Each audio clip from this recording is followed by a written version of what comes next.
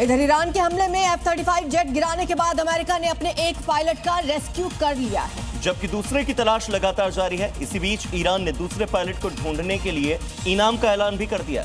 America ने Iran को stone age में पहुंचाने की धमकी दी है, तो वहीं ईरान ने अमेरिका का सबसे एडवांस और मॉडर्न फाइटर जेट F-35 को मार गिराया, जबकि हमले में गायब एक पायलट की तलाश अब भी जारी है। लेकिन अब तक अमेरिका के दूसरे पायलट का पता नहीं चल पाया, जबकि इसी बीच ईरान ने पायलट को ढूंढने वाले के लिए 10 अरब तोमान के भारी भरकम इनाम का ऐलान किया है, जबकि गवर्नर ने पायलट को जिंदा पकड़ने को प्राथमिकता दी है, क्योंकि अगर पायलट ईरान की कैद में आ जाता है तो वो अमेरिका पर दबाव बनाने के लिए एक बड़ा हथियार साबित होगा।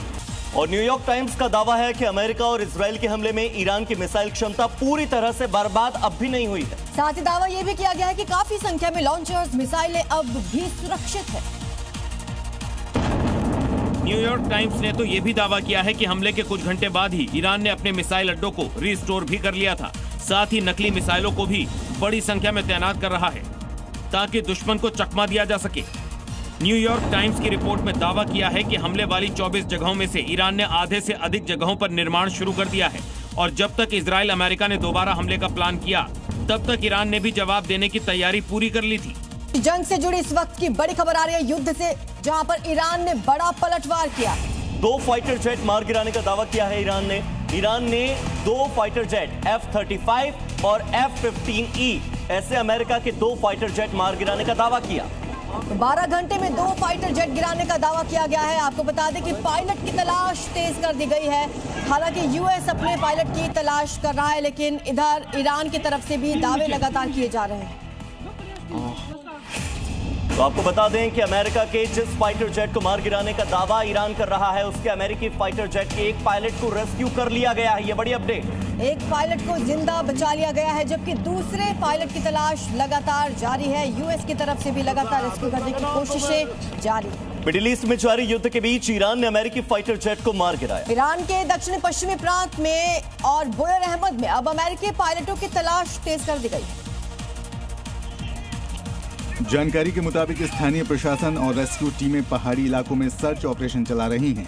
घने जंगल और दुर्गम पहाड़ियां रेस्क्यू ऑपरेशन को चुनौतीपूर्ण बना रही हैं। स्थानीय अधिकारियों का कहना है कि खोज अभियान में ड्रोन और हेलीकॉप्टर की मदद ली जा रही है, जबकि इलाके की निगरानी भी बढ़ा दी गई है। अभी तक पायलटों के बारे में कोई आधिकारिक पुष्टि नहीं हुई है।